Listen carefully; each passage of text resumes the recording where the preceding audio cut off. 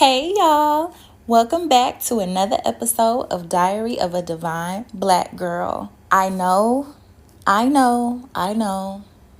been very much MIA. They've been pulling out the bat signals. Where's Batman? Where's Batman? The world wants to know where Batman is. I completely understand. I understand. And y'all know that I always have to be completely transparent with y'all because that's just what this space is for. Life just really be lifing, you know? And not necessarily bad things have been happening, but I've just been in a space of transition. I've been in a space of another spiritual awakening. I've been in a space where I've just been being told to be patient, to be still, and really just pour into me. Growing pains, basically. Like, I just have been uncomfortable as fuck.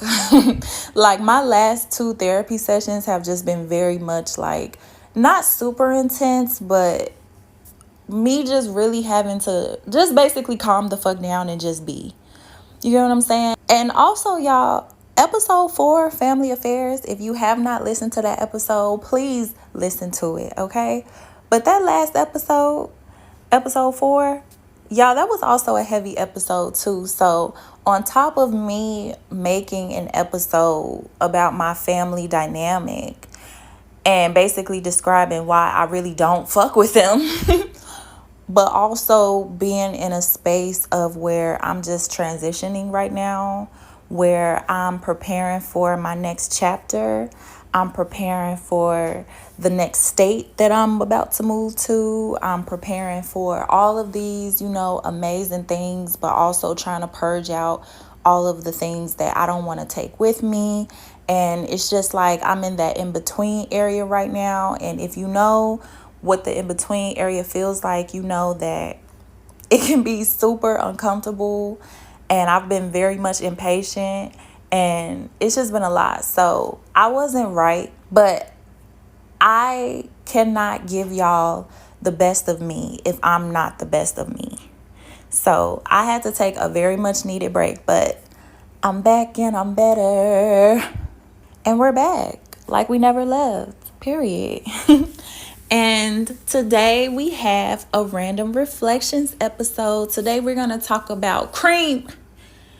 Dollar bills, y'all. Like, if you have not heard that song, C.R.E.A.M, Wu-Tang Clan, I really be putting y'all on. But, it's for the culture. It's for the culture. Like, please listen to that song. But we talking about money today. So, before I get into the episode, though, I also want to say thank you to all of you. I'm always just so grateful of whoever listens to these episodes in entirety, or whoever just listens just to, give me those analytics. And for also the people that's been like giving feedback and leaving comments. I don't know if on every streaming platform you can leave comments, but I know that I've been receiving comments on Spotify, and I really just appreciate that. I very much well knew that this podcast was going to resonate with a lot of people. And I knew that last episode, Family Affairs, was going to be a heavy one. And I knew that people were going to be able to relate to that, unfortunately, because a lot of people don't believe this, but we are really more alike than we give ourselves credit for. Like, we, as a collective, share very similar traumas, share very similar experiences, share very similar, feelings and thoughts. And even though we are still our unique individual selves, we still hold a lot of similarities within each other. And I just really appreciate people being transparent and just being like, oh, I can relate to this, and my family has also been that way, and I don't mess with my family either. Like, y'all, I get it, okay? Shout out to the ones that got away from their toxic ass families, okay? Because a lot of people can't do that.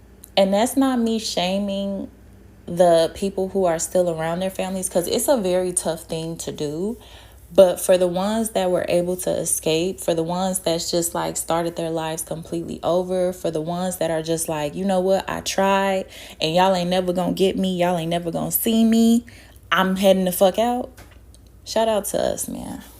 Shout out to us. And so don't hesitate to leave a comment. Don't hesitate to engage. Again, y'all follow my IG page, Diary of a Divine Black Girl, and hit that notification button so you can be notified when I drop another episode. All right, with no further ado, let's get into it. Okay, so I really want to get into money because this is something that I've just had different relationships with, different perspectives with. And depending on like what era I'm in my life, money, it looks different for me. It has a different type of significance for me. And I just want to get into it. First, let's start off with the fact that money is paper that can be printed. And ironically, it's the same thing that just completely rules the world. It completely just, it's everything that you need. It's everything that makes the world just go round. It's everything that makes the world get crazy, you know? And I know people say money is the root of all evil. I feel like there's some truth to it, but I also feel like it's what people have made money into. It's what I feel like it's the significance of it. I feel like it's how there's like this hierarchy based on like, you know, how much you have of it, what you're doing with it, if you're saving it, if you got a bunch of it, like it kind of correlates to your power or your own significance. And it's just like all these things that really don't even fucking matter. These Europeans came to our fucking land. They took over our land and they turned this world into this money hungry, capitalistic, greedy motherfucking nation. I ain't trying to get too political, y'all. Y'all know like this ain't that type of podcast. But I mean, you can't really get into certain things without acknowledging politics because everything kind of it's all related. If you know, you know. But just speaking on it, like I just don't feel like we were supposed to live like this. Like working hard for minimum wage, working hard and not being able to survive, working hard and not being able to budget yourself out of poverty. Like it's really sick to me.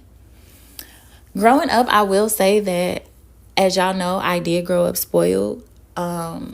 I just was given a lot of things, given a bunch of money. But I told y'all I learned at a young age that money just really didn't bring happiness. And I don't want to sound like an asshole when I say that because I feel like that term was created from the elites and all these other Europeans and these capitalistic motherfuckers to make us feel like, oh, well, because you guys are oppressed and because you guys are working class and because you guys don't basically have the money that we have, that you don't have to focus on money being, you know, bringing you happiness. You don't really have to worry about money controlling you or blah, blah, blah, because y'all don't got none. That's basically where that term derives from. I personally think so.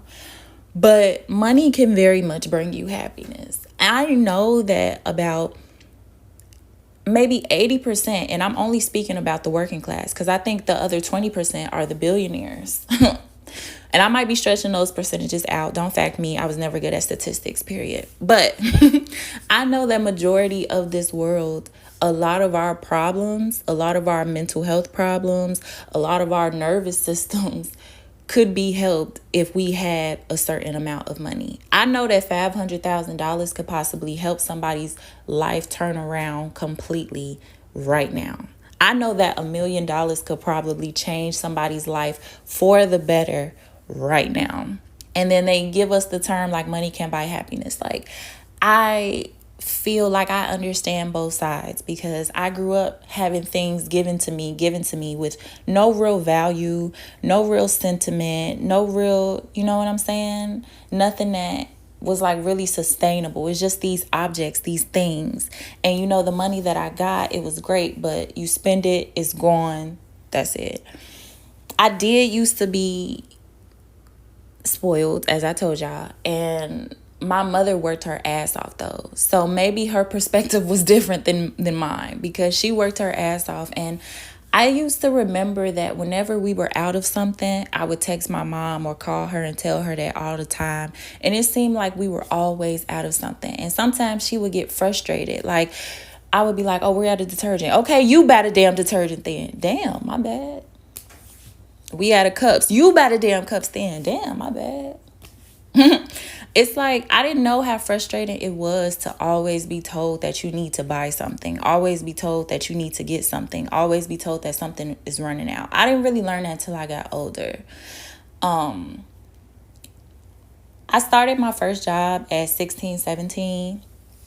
I worked at a retail store, and I remember getting my first check, and it was something that I felt proud of. Like, this is my money. I worked hard for it, and I got a little bit of money. And when you're young, your perspective of money is just significantly different, because any type of money that you get your hands on, you're rich, period. I can get $100, $200. My check, I was bringing in maybe like $80 to possibly $200 I was getting paid weekly though. So weekly, that shit was lit. I'm not gonna lie. Bringing in like 80 to 100 to maybe 150 a week. Yeah, those were some decent checks, and I would blow that shit. I was really never good at saving, and honestly, I have never really been good at saving. I've always had this attitude of, if I want it, why can't I get it? And I still have that. Even though my relationship with money is often changing, I will always still feel that way. Like, there's just this part of me that just feels like I just deserve the best. I just deserve luxury. I just deserve all of this. Like, I do. And I do, because you know what? It's my birthright, and it's y'all birthright too. But during that time, like, any type of money I can get my hands on is good. Birthdays, I loved birthdays, because where that money at? Where that money at? Hand me them cards, and we got to pretend like we give a fuck about what the cards say and let that money drop. Okay, because give me that money. I don't really give a fuck about that card. I don't give a fuck about this Dollar Tree card. I don't give a fuck about what you saying in it. Give me that money. Like, you know what it is. That's why you put it in the card. I'm sorry, that might sound shallow, but like, are we not being honest? Like, I don't give a fuck about that card. Give me that money. And so in college, I worked, because one thing that I will say is that, was I spoiled? Yes. But was I afraid to work for my money? Absolutely not. I always wanted to work. So when I got my first job, I was like, cool. Then I went off to college, and my mother basically cut me off financially. I guess she said I was being irresponsible, but it's like, she had told me I didn't have to work my first year of college. She was like, I don't want you to worry about it. And then she was getting mad at me because I was hitting her up for money about this and that. Mama, this is college. You think the football games and the books and the clothes and all the stuff I need, you think that's cheap? You think it's cheap around here? Like, so she was getting mad that I was basically hitting her up like every other week for money for this and food and stuff for the games and stuff like that. So she was basically like, fuck you. And I was just like, I knew you was gonna do this.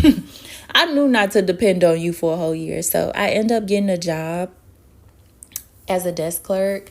And then I also worked at a pizza place. And so I was working 2 jobs at a time. And it wasn't like nothing major. But them checks, they weren't the best. I mean, in college, I didn't really have that big responsibility. But I mean, like, getting your hair done and trying to get new clothes because my weight was fluctuating. Like, it wasn't cutting it for me. But I would work hard. I never had a problem with working hard. I did used to feel like I was just entitled to it. I did used to feel like, oh, I should just get this money, or I'm just owed this money. Like, I did have this entitled attitude, like, but I also wasn't afraid to work. But I did, I guess, just not really understand the true value of it. For me, I didn't really understand the importance of, I guess, like, saving for a rainy day. But, I was young. I didn't give a fuck about that shit. Like, I'm about to go on Fashion Nova. Like, I'm about to get this DoorDash. I'm about to pay for this football ticket. That was another thing. Like, mama, you think these football tickets cheap? Like, hell no. They're about like $60 a pop. $7, $70 a pop. You know, like, wasn't shit in my college free. I went to a PWI, by the way, predominantly white institution. So all these white kids, you think shit cheap around here? Absolutely not. So, but I worked hard, but I definitely did have an entitled like attitude. I definitely was still spoiled very much. And I don't think my attitude towards money changed until I got my first apartment and I had to pay bills like for the first time, and I just couldn't budget that. Like, I couldn't budget the bills and the utilities and the extra stupid bills that they piled up on. Like, looking back, it wasn't that much. Like, looking back, my first apartment was like $1,300, and like the utilities and shit, maybe like another 150. Like, looking back, we would love to bring them prices back. But when I got my first apartment, I think I had my first like real big ego death, where I had a real bad problem with using materialistic things and superficial things to define who I was. Like, if I didn't have money, if I didn't have the house, if I didn't have the newest shoes, or if I didn't have like all these things that cost money, like if I didn't have it, I just felt like I'm not worth it. My mental health is bad. It's just like, I just really tied my identity to money. And so in that time that I was in that apartment, I basically learned like, this money, it don't define me. I don't want to be moved by money. I don't want to have to do things for money. I don't want to have to like always depend on money to make me happy, because as I'm learning, money is going to come and go. That shit gonna come and go. And I know that like in the life we live, it's hard to really say that, but in a sense it is true. Like, when you are left with nothing and you are at the bottom, what do you really have other than your character, other than your heart, other than your personality? Because you ain't really got shit else. You ain't got no money. And so I had to really take a look in the mirror and basically learn, like, if you want to be somebody, yes, it's okay to want money. Yes, it's okay to want lavish things. Yes, it's okay to want luxury, but don't define yourself to it. Because like I said, money comes and goes. You're going to have it one day, it might be gone the next. You might have saved so much and then something happens, a natural disaster happens, and then you spend all your money on that. And what, now you feel worthless? Now you feel like, oh, I'm nobody because I ain't got no money? That's what they teaching us. That's basically what this capitalistic world teaches you. If you don't have money, you're not important. If you don't have money, you don't have power, you're a nobody. No, that's absolute lie. That's an absolute lie. So that just goes back to what this world is. It's nothing but consumerism. It's nothing but like, oh, you have to have money. You have to do this. You know what I'm saying? But really, no. Y'all remember watching The Last Holiday, the Queen Latifah movie? If you haven't, please watch it. I'm putting y'all on.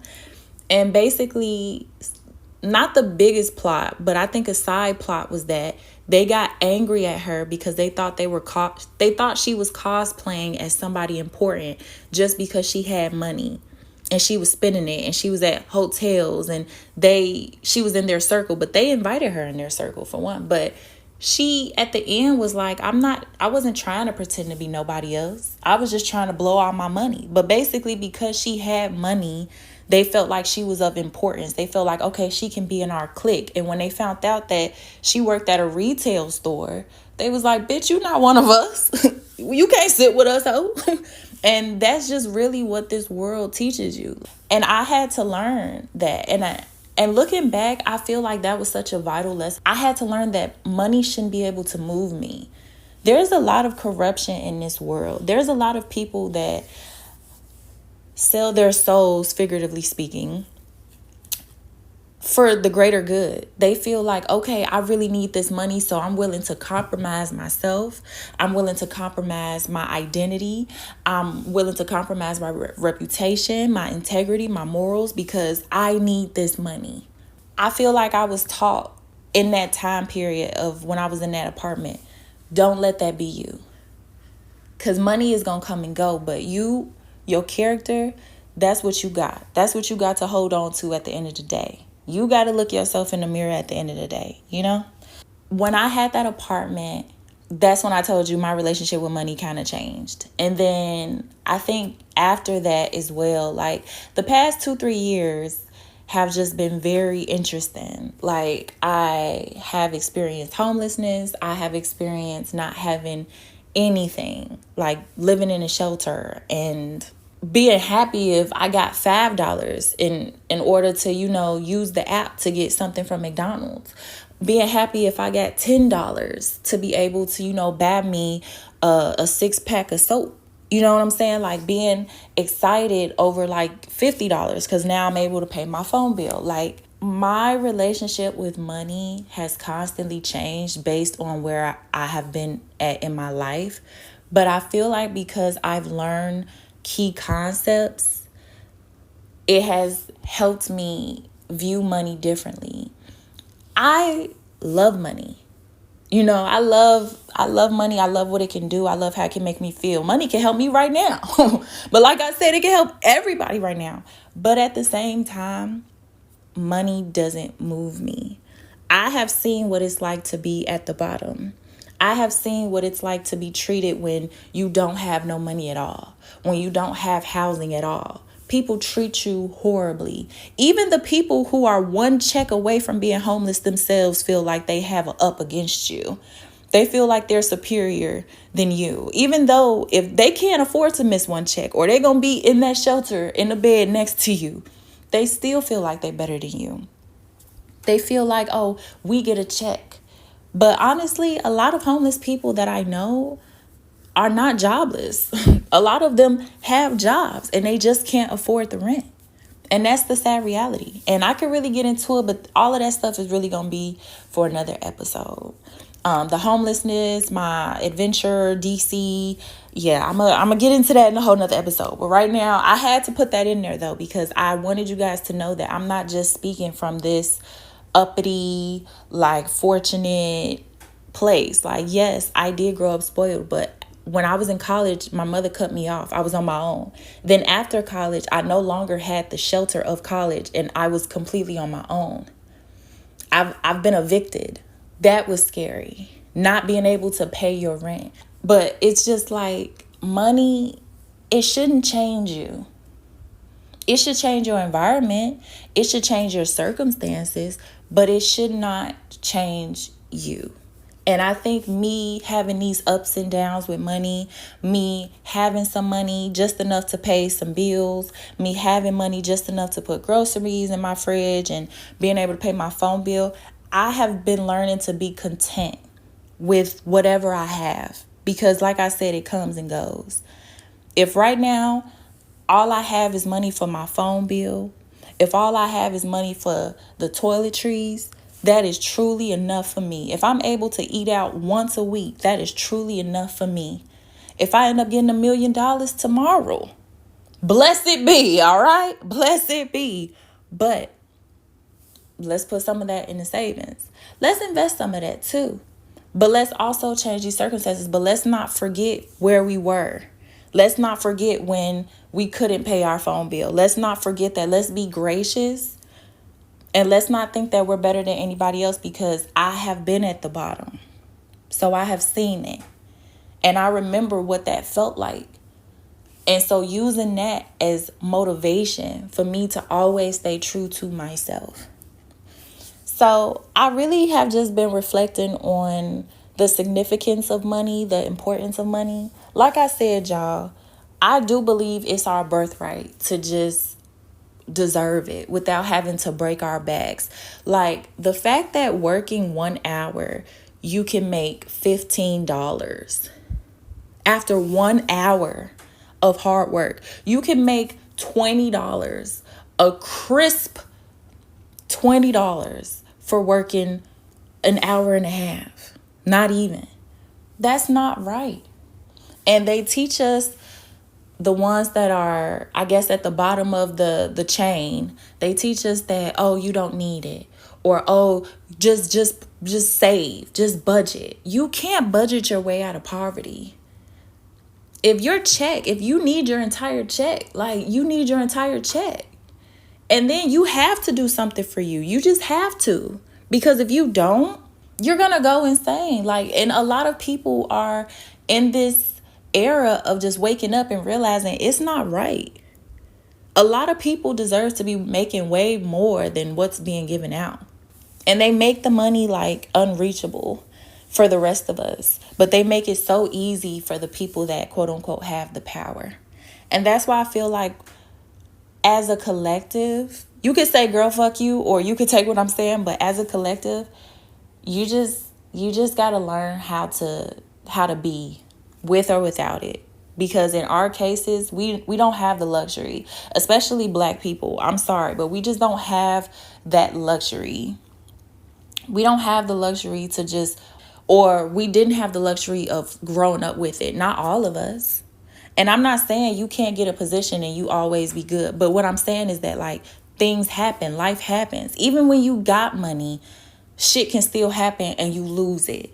Even when you got a whole bunch of money in the bank, like I told y'all, a natural disaster can happen, insurance can happen, somebody dies. Like you can't save out of life. Life is life. And that's why you just have to learn how to be. You have to learn how to pick yourself up. And you got to learn how to be grateful for everything that you have, because it's here one day, gone the next. So that's just a food for thought. Like, cash rules everything around me. Dollar bills, y'all. Like, that's the truth, y'all. It's not the truth, but it is the truth. Like I said, if I get $1 million, that absolutely is going to help me. I'm sure that's going to help a lot of people. But am I going to completely change who I am? Am I going to forget what I've went through and what I've seen and how I've been treated?